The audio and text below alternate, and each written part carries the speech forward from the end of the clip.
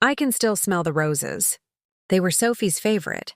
White, flawless, imported from somewhere expensive, of course. My mother-in-law insisted they'd set the right tone for the pre-inheritance dinner. I stood by the kitchen door that night, smoothing the front of my plain navy dress, pretending not to notice the way the caterers kept mistaking me for staff. It wasn't their fault. I looked like help in that house. Quiet, practical, invisible. The dining room glowed like a scene from an old movie. Crystal glasses, golden light. Everyone seated except me. Sophie, my sister-in-law, sat at the head of the table, her hair arranged like a crown. She had that kind of beauty that made people bend toward her without realizing it. Her laughter could disarm anyone, even my husband Daniel, who always softened when she smiled. I used to tell myself it was admiration, not favoritism. But that night, something in me began to see differently. Father was gone, and tonight we were supposed to honor him. But somehow it felt like a coronation for Sophie. She was wearing one of his watches, a gesture meant to be sentimental. But all I saw was a performance. Every story they told, every toast, somehow circled back to her generosity, her patience, her grace in handling the family estate after Father's illness. Daniel leaned toward me at one point, whispering, "Please don't start anything tonight." "I'm not starting anything," I whispered back, though my pulse was already loud in my ears. Truth was, I hadn't planned to speak at all. I had learned long ago that in this family, silence was safer. My role was to nod, smile, and make sure the wine never ran out. But when the lawyer arrived, a short, careful man with rimless glasses, the air shifted. He carried a brown envelope, thick and heavy, and suddenly the laughter dimmed. Sophie placed her manicured hand on his arm. "Is this the final version?" she asked. He nodded.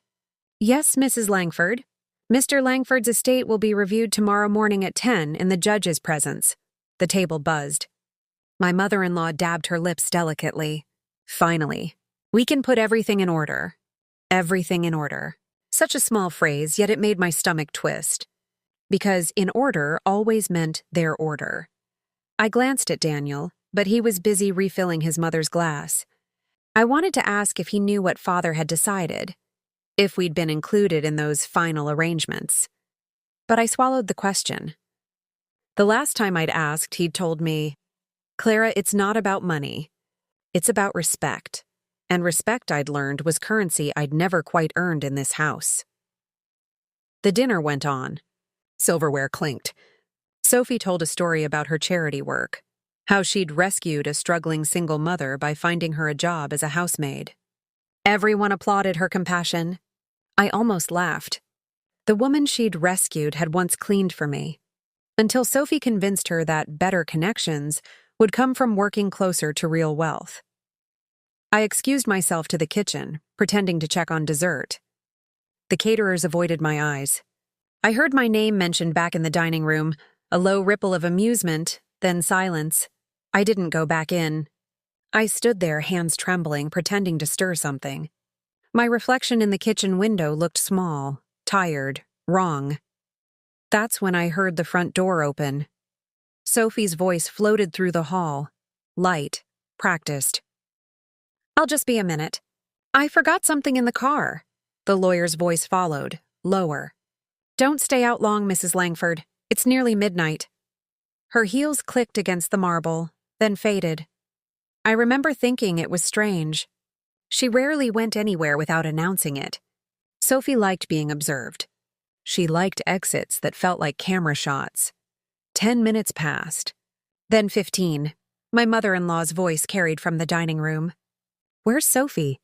"We should have coffee." Daniel went to check. I wiped my hands and followed, though no one asked me to. The night air hit me as soon as the front door opened. Cold, sharp, carrying the smell of rain. The driveway was empty. Sophie's car was still there, door slightly ajar, the keys dangling from the ignition. "Sophie?" Daniel called out. His voice echoed against the hedges. Nothing. The lawyer joined us, his expression tightening. "She was supposed to return." "Are you sure she didn't—" But he stopped when he saw her purse sitting on the passenger seat. Phone inside, wallet, everything. My mother-in-law came running out, robe dragging against the steps. "What's going on?" No one answered her. We just stared at that open car door, the engine idling softly like something alive. That was the last time any of us saw Sophie. The police came an hour later. Questions, flashlights, footprints in the wet gravel. The lawyer kept wringing his hands. Daniel gave statements. I stayed by the window, wrapped in a blanket, feeling the weight of a silence I couldn't name. They searched the property until dawn. Nothing. No sign of struggle, no note, no trace. Just the hum of unanswered questions and the faint smell of those perfect white roses wilting in the morning light. By 8 a.m., the lawyer announced that the inheritance meeting would still proceed. As scheduled, pending further investigation. That's when the glances started. Subtle, pointed. Daniel avoided my eyes. My mother-in-law clutched her pearls whenever I walked by. I didn't understand why, until I heard the officer mention something about phone records. About the last call Sophie had made. To me, I hadn't even realized I'd missed it. A single ring during dinner, buried under the sound of laughter and glass. One call, 1 second. Now, in the quiet aftermath, everyone looked at me like I was holding a secret I didn't know existed. The house felt colder that morning. The walls seemed to whisper, and as the lawyer cleared his throat and began reading the first lines of Father's will, I understood something with terrifying clarity. Sophie's disappearance wasn't the end of something. It was the beginning, because for the first time in years, everyone, my husband, his mother, that lawyer, finally looked at me. Not with dismissal, not with politeness, but with suspicion, and somehow that gaze, that fear, felt almost like power. I didn't ask for it. I didn't plan for it. But as the sun rose over that cursed dining room, I knew one thing with absolute certainty. Nothing in this family would ever be the same again, and whether they realized it or not, neither would I.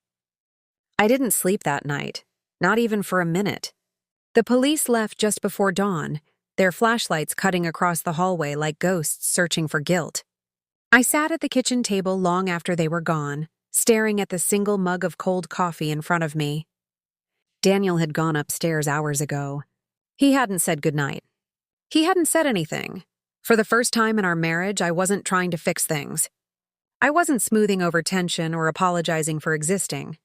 I was just watching the cracks in this family begin to show, hairline fractures running through their perfect porcelain smiles. Sophie's disappearance had shaken something loose, not just in them, but in me. The morning sunlight crept across the marble countertop, illuminating the folder Sophie had left on the sideboard. No one had touched it during the chaos, too afraid or too distracted. But I saw it now, half open, a corner of paper jutting out like it was calling to me. I hesitated, listening for footsteps. Nothing.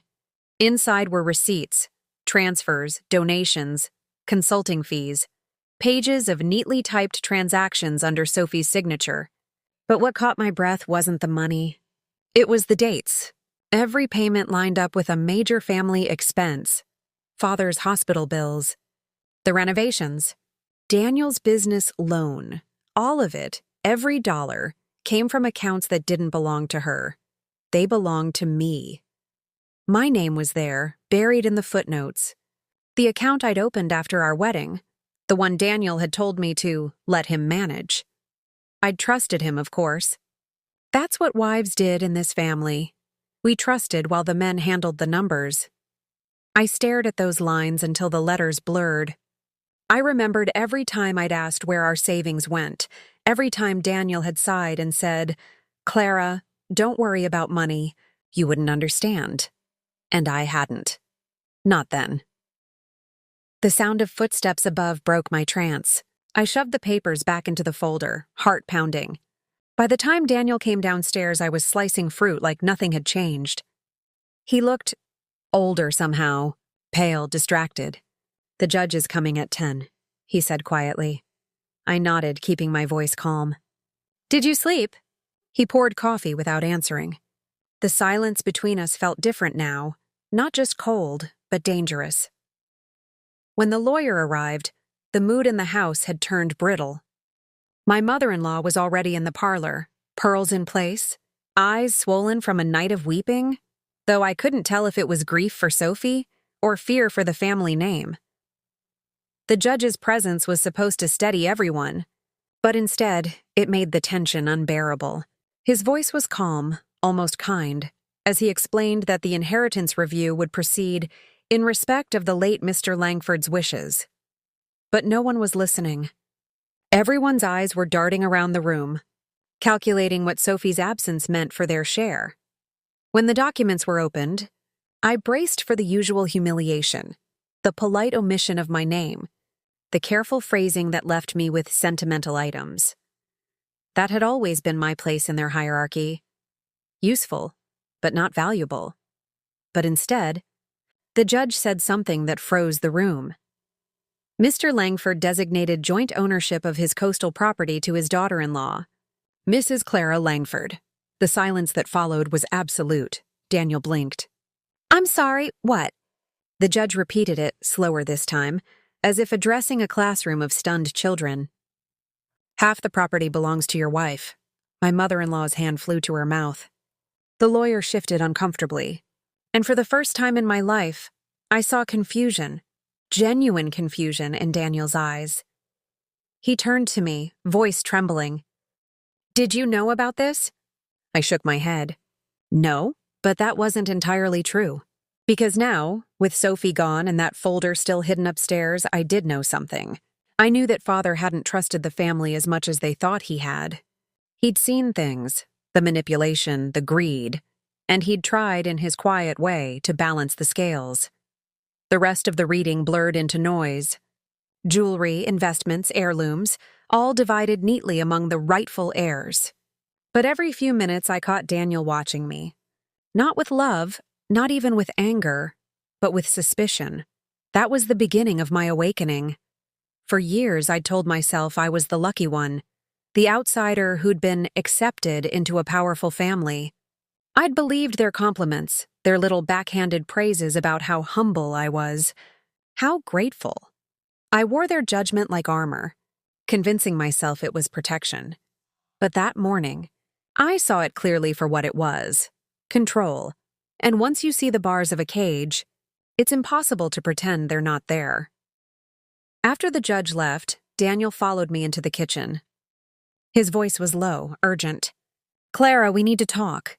I didn't look up. "About what?" "About that property. About Sophie. About everything. You need to tell me exactly what you know."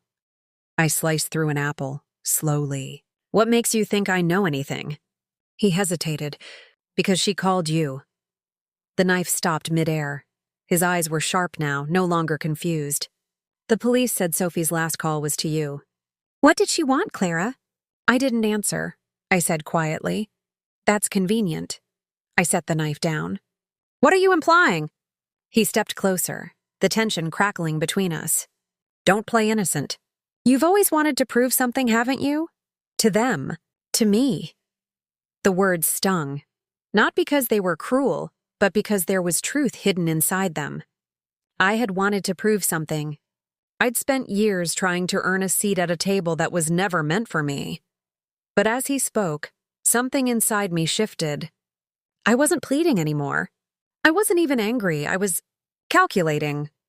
If Sophie had found out about the money, about the hidden accounts, maybe she'd confronted someone. Maybe that's why she vanished. And maybe, just maybe, the family already knew. And that's why they were so desperate to keep me quiet. Later that afternoon, when the house finally emptied, I went back to the folder. I studied every line, every transaction. There was one name that appeared over and over. Not mine, not Sophie's, Daniel's. It was like staring into a mirror I hadn't realized was cracked. Every sacrifice, every compromise, every apology I'd ever made had been built on lies. And yet, I didn't cry. I just closed the folder, took a long breath, and looked out at the gray sea beyond the window. For the first time, I understood what Father had seen in me. Not weakness, but quiet endurance. The kind of strength that waits. The kind that plans. The kind that doesn't need revenge shouted in a courtroom. It only needs truth, revealed at the perfect time. That time was coming. I could feel it, pulsing like a secret under my skin. And when it arrived, this family would finally learn that the woman they'd spent years underestimating had been keeping her own ledger all along. A ledger of secrets, and every debt, one by one, was about to come due. The second hearing took place 3 weeks later. By then, Sophie was still missing, the police had no new leads, and the Langford estate had turned from a home into a stage. Reporters hovered outside the gates like crows, waiting for a headline.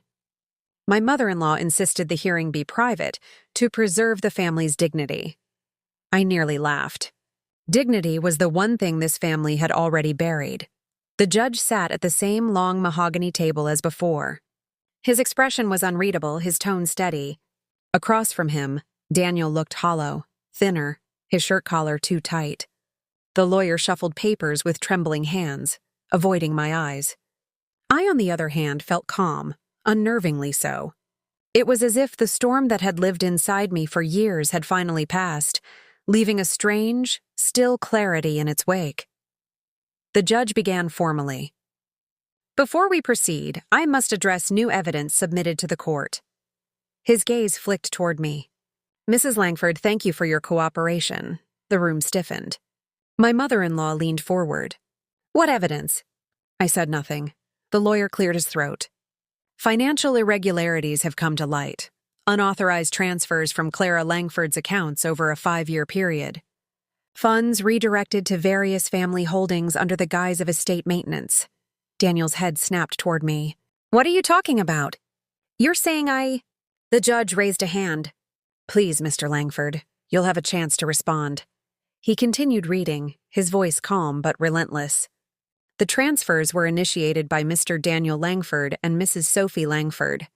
Signatures falsified, funds totaling nearly $300,000. The air in the room vanished. My mother-in-law gasped, clutching the table edge. That's ridiculous. Sophie would never— She would, I said quietly. And so would Daniel. All eyes turned to me. My hands rested on the table, steady. I wasn't trembling anymore.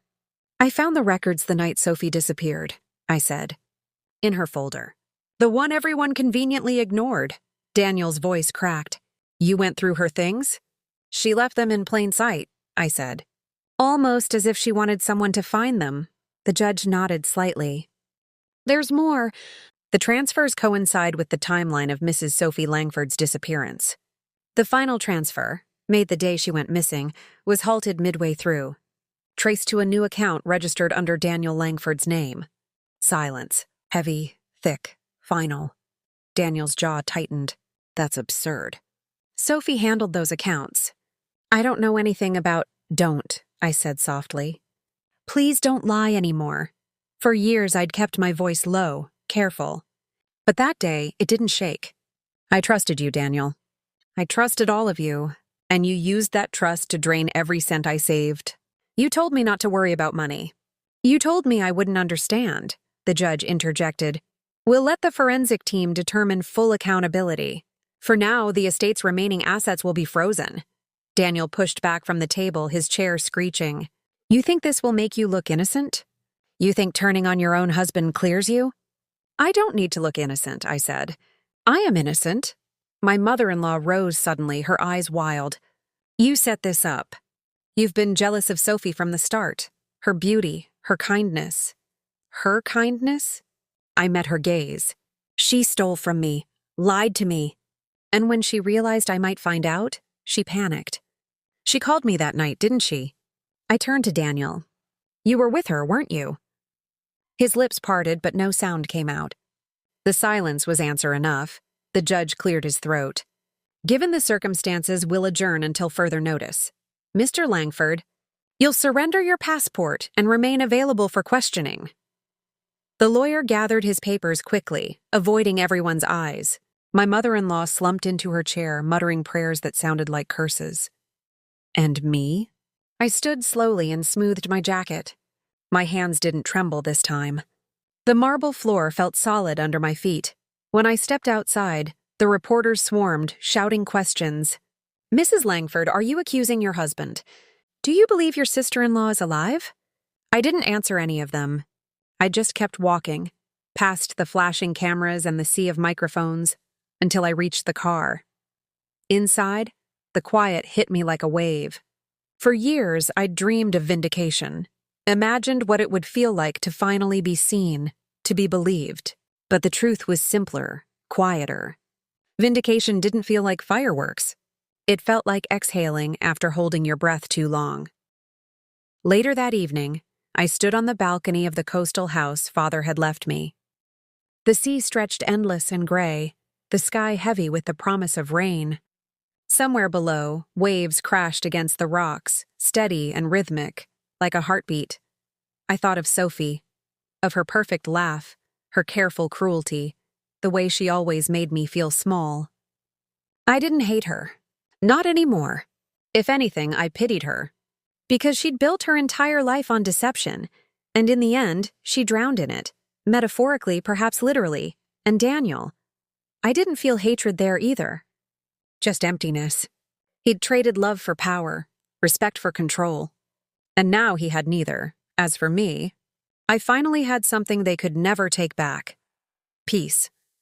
It wasn't the kind that comes from forgiveness, but the kind that comes from truth. Cold, sharp, liberating. I realized then that Father had known exactly what he was doing when he left me that property. He hadn't been rewarding obedience. He'd been rewarding endurance. I leaned against the railing, the wind catching my hair, and whispered the words I'd been too afraid to say for years. It's over, but deep down I knew it wasn't over for them. The investigation would drag on, secrets would unravel, reputations would crumble. Maybe one day the truth about Sophie would surface. Maybe it already had, in ways none of them were ready to admit. The truth doesn't always set everyone free. Sometimes it only frees the one who finally stops lying to herself, and that was enough.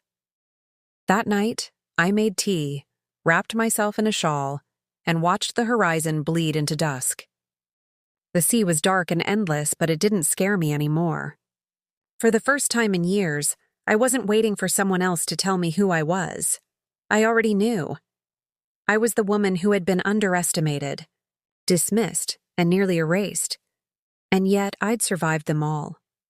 I smiled then, softly, not out of victory, but out of peace. Because sometimes justice doesn't roar. Sometimes it whispers.